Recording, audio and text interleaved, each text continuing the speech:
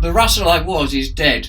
I am now a conglomerate of my former self and this thing. That's intention.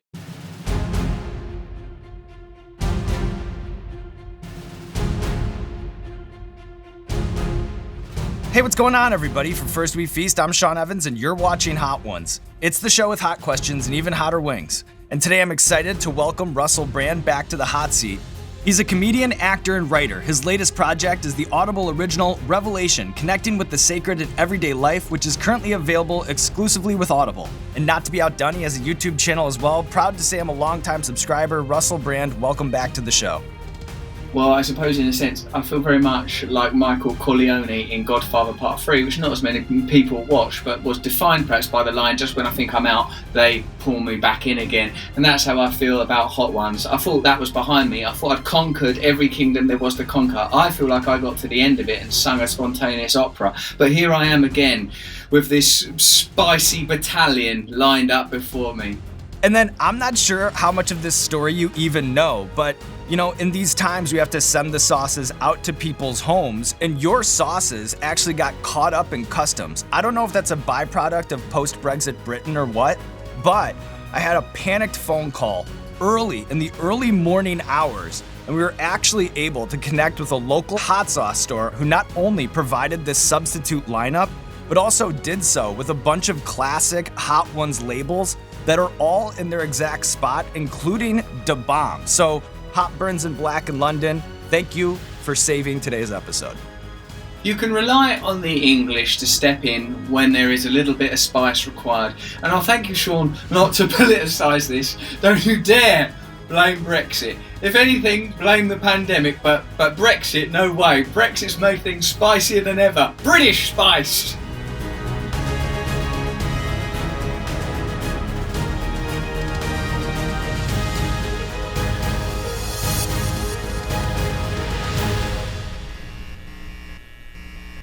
All right, so for me, it'll be the classic. For you, it'll be the Howler Monkey Original. I see. I got that. Did you see the potential back then, or are you just as shocked as I am that this thing's still going? No, I think that it is a testimony to your talent. I think the unsung spice is Sean. Wow, Russell. Yeah?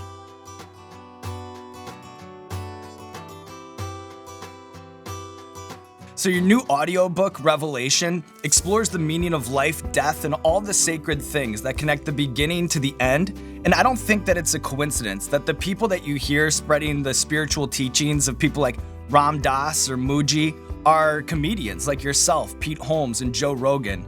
Is comedy a gateway drug to spirituality? Yeah, that's a really good point. Maybe it is, potentially because comedy requires that you don't take life seriously. And that is a sort of a powerful spiritual motif. The figure of the trickster recurs throughout different mythologies because the trickster is kind of like an ambivalent deity or messenger. Neither not fully good, not fully bad, capable of beauty, capable of stupidity. And I suppose like if you're always looking at the world and questioning it and querying it, as good comedians do, and I hope that's a category I belong in, then eventually you start to see life is a kind of a game. And that's like you know, in the Vedas and in Indian or like, you know, sort of pre-Indian literature, spiritual literature, life is a play, it's a game, it's not real. It feels so real because the emotions feel so real. The hot sauce feels so real on the tongue. But what is actually happening in the brain and what is experiencing the heat?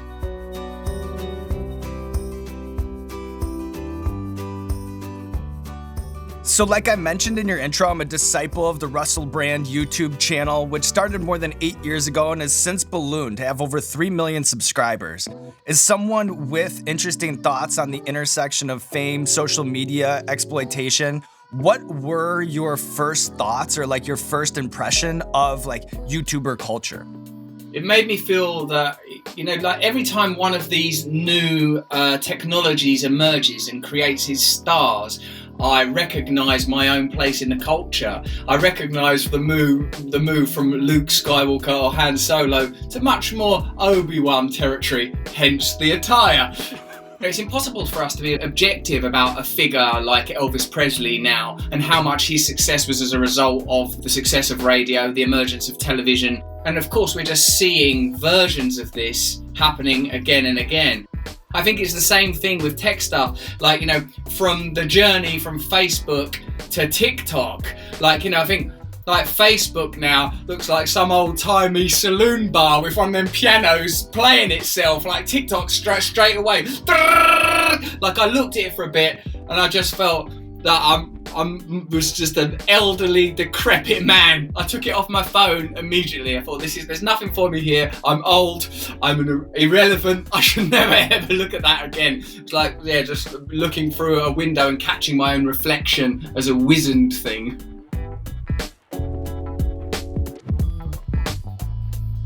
When I picked up this, I felt something in my abdomen. The Fiji fire, as it coated the tongue, it was like a littering of napalm in the early days of an ideological war in a foreign territory. We're not fully at atomic levels, but we're starting to say, this is not going to be a nice war. This is not the old days of chivalry and swords.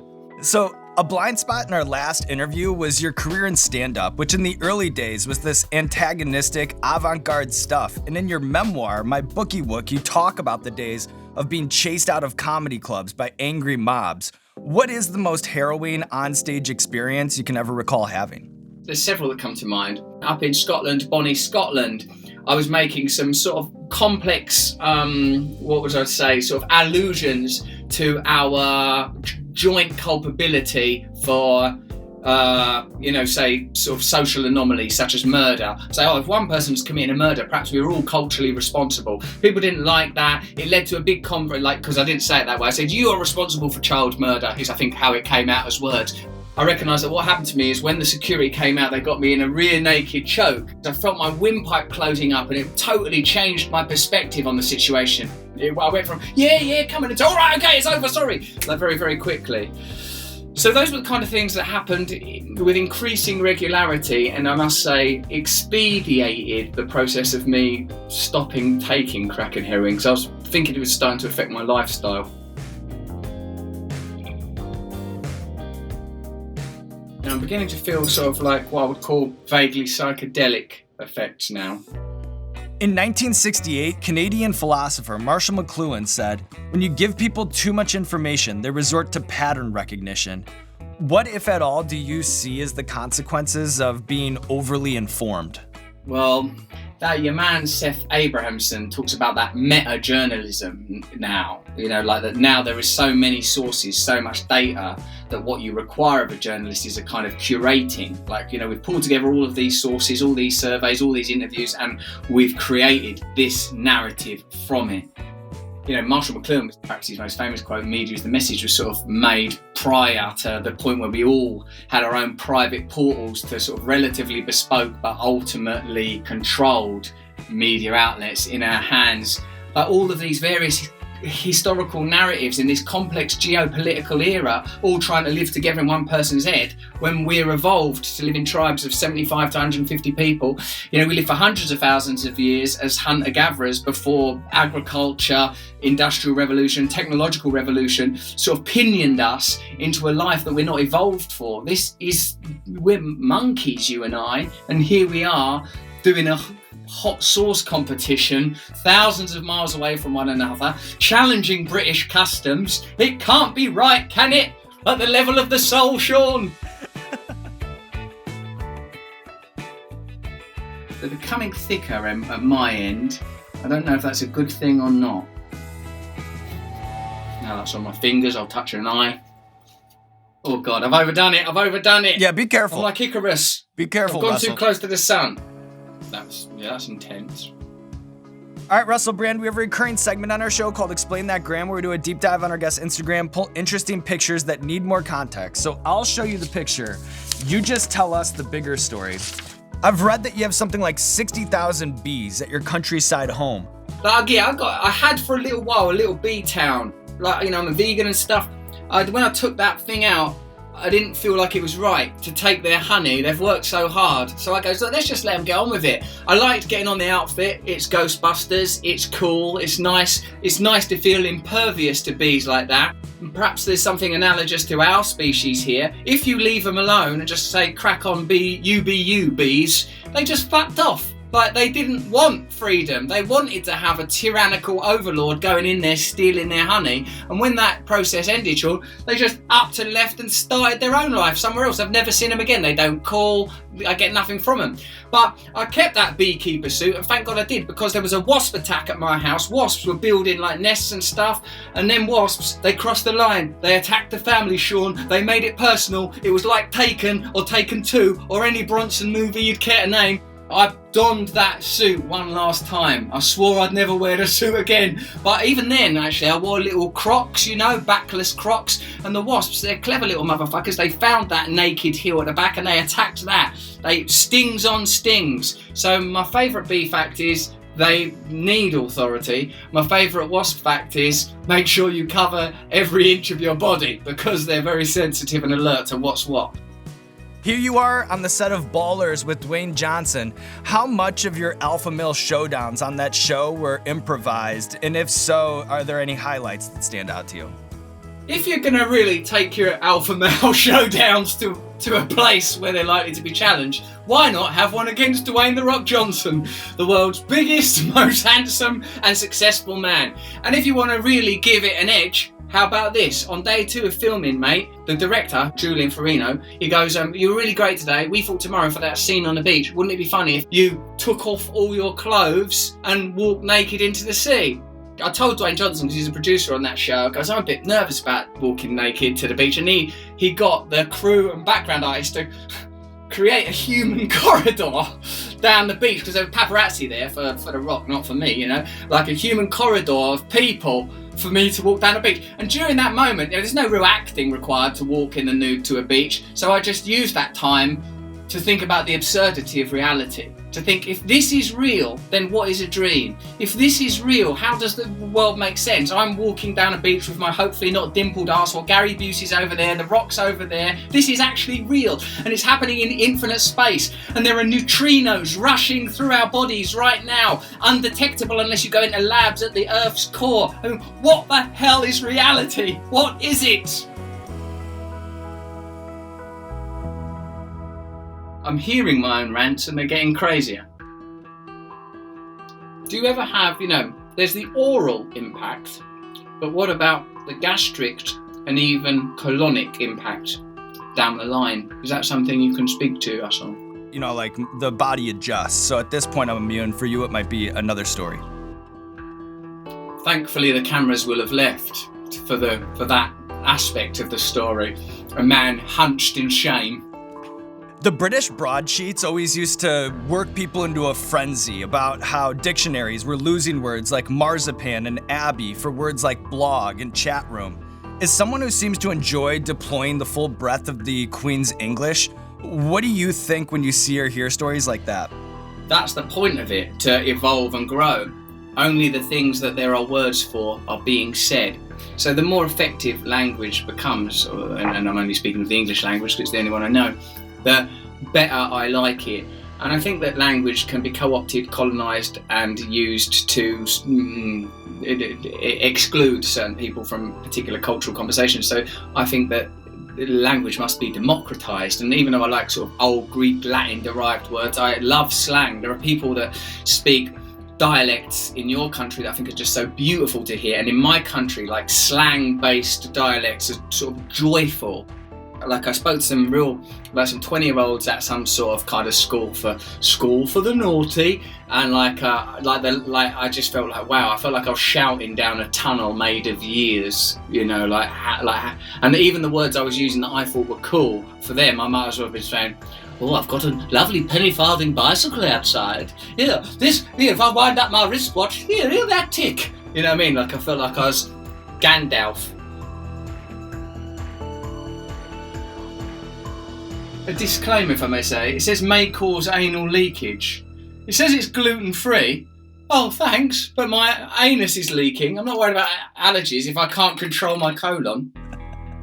this looks like some serious stuff, I must confess. Working our way up.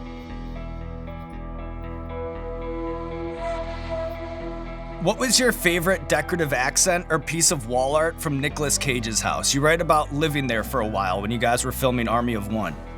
Oh man, I don't want to betray Nicolas Cage's privacy, because I did a movie with him called Army of One, as you've tagged. Don't worry, no one did. And he was such a lovely guy, Nicolas Cage, and it was directed by Larry Charles, who's also an amazing dude. So I was hanging out in Morocco with these two amazing men. Then Nicolas Cage during that goes, "Do you want to stay at my house?" And I went, "Oh my god, I'd love to." There were some incredible artifacts in there. Some incredible, mysterious pieces of... I suppose perhaps you wouldn't mind me saying that there was a stained glass window that looked a bit like King Arthur, but also a bit like Nicolas Cage.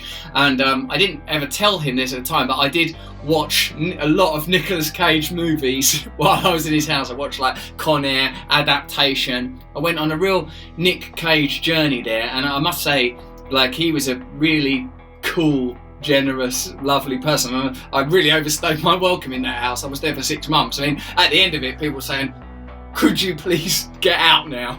This isn't your house."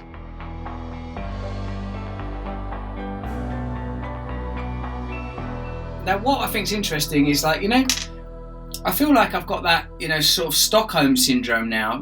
This has become such a particular experience for me doing this, is that I can't imagine going back to my life, even though it's only over there. This is my reality now. I do feel connected. This one's crazy.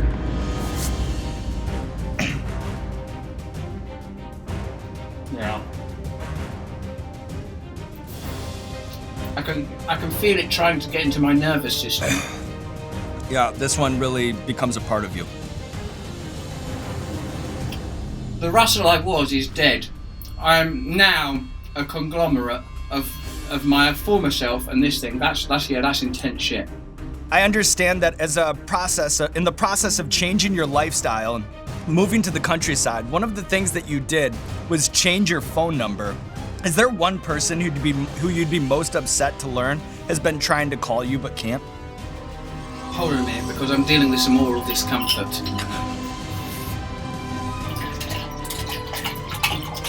And there's still 2 more kingdoms to visit. We have 2 more kingdoms to go check out. Water has a flavour now. It's I can feel the individual molecules in it.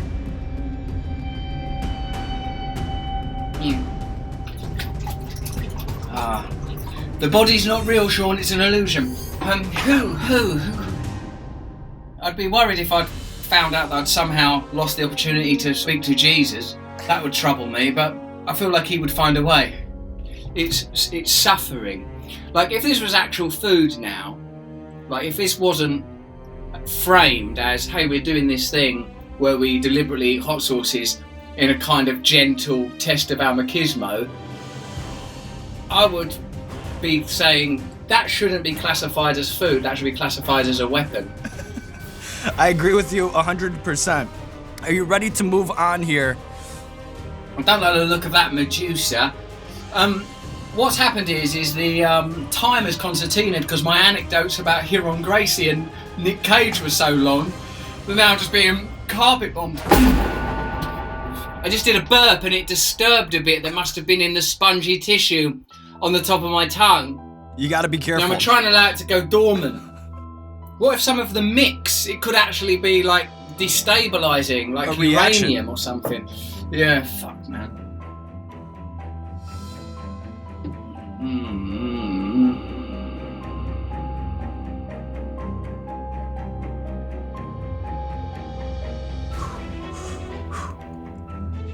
Why are you breathing like that?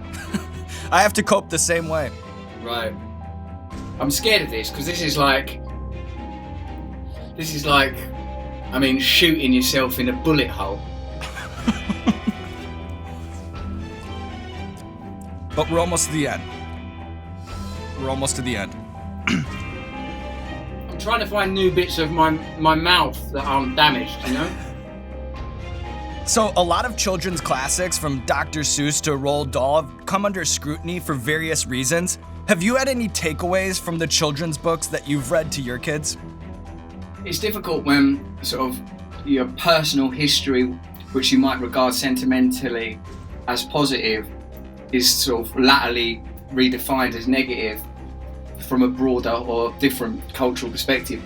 But like I've not read anything and thought, hang on a minute, that's not right. But we're pretty conscientious about what we introduce them to.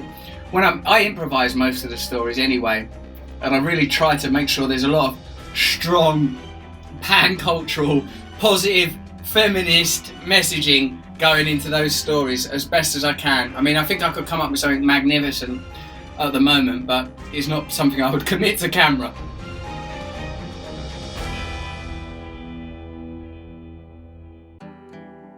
There's no Last Dab in the UK, so this is actually sourced from Scotland. So it's called the Singularity Sauce Company Reapers and Mangoes Hot Sauce. But why have they packaged it in such an inoffensive way? I mean, look, the other's got Medusas on it, skulls. That looks like it could be the interior of a doll's house. This could be a Teletubbies day spa. But you're assuring me that it's a vindictive condiment. Oh shit, I've tipped too much. It's runnier than its predecessors. Russell. You're Cheers, right. mate. To Her Majesty, the Queen of England. To the Queen. To the Queen.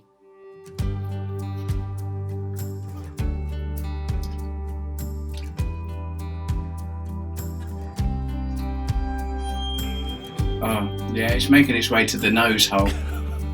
Russell Brand, here we are at the conclusion of our oral jihad, and I'm not sure if you recall, but you closed out the show last time with an impromptu freestyle tribute song to Hot Ones superfan Brett Baker.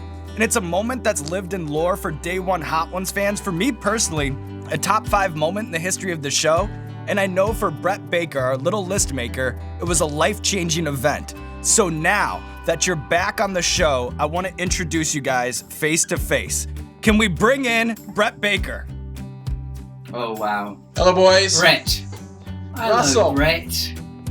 Brett. How I've rehearsed this moment in my dreams. How beautiful it is. Well, that makes 2 of us. It is my dearest wish that when I pass from this mortal coil, you and I are blended into one source. My dying wish is that Sean samples us, dips a few hot wings, and he can use any part of our anatomy as the dipping cup. I don't mind. It doesn't have to be bad taste.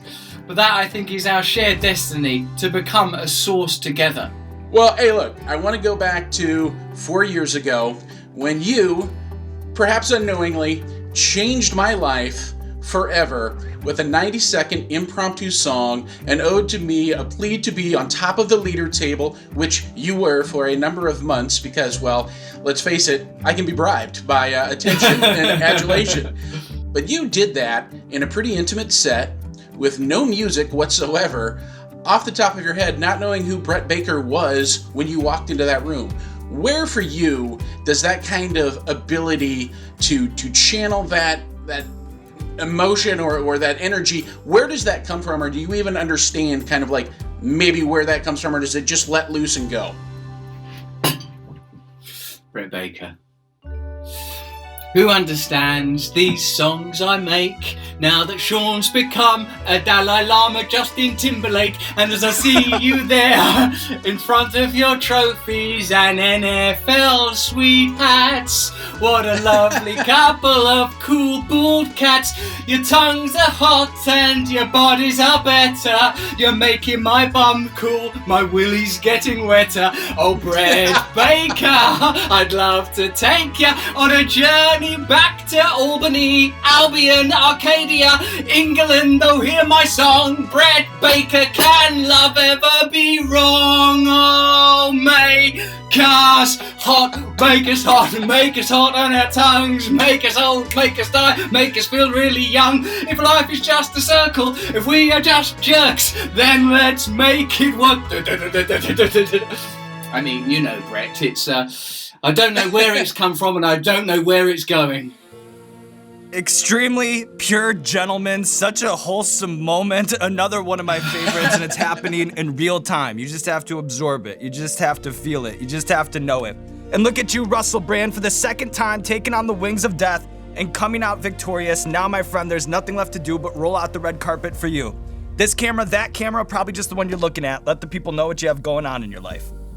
Oh, yes. My Audible original, and that's what we call it, Revelation, is available only on Audible. My podcast, Under the Skin, is available on Luminary. My YouTube channel, as beloved Sean has mentioned, is available on YouTube. Please involve yourself, engage yourself with that content. Some of it's free. I try and keep it as free as much as I can, but sometimes I need money for lifestyle reasons and sometimes for oral surgery, which I'm going to have now. Good job, Russell. Good job. But Russell, I just want to say from the bottom of my heart, thank you very much, because you'll never know really how much you have blessed me with that 90 seconds 4 years ago. It's been tremendous, and I owe you a lot. Thank you. You're a really, really sweet man. I've got nothing but love for you, mate. Thank you very much for saying that. Thank you for your sincerity. I appreciate it. Brett Baker. Da, da, da. Hot Ones fans, Sean Evans checking in to say thank you so much for watching today's video. And would you look at that? One of the Chili World's heavyweights is back. Hot Ones The Last Dab Carolina Reaper edition will be in the April Hot Ones subscription box. Heatness.com, Heatness.com, Heatness.com to sign up and for more information. Hot Ones The Last Dab Carolina Reaper edition. Get it while it's hot.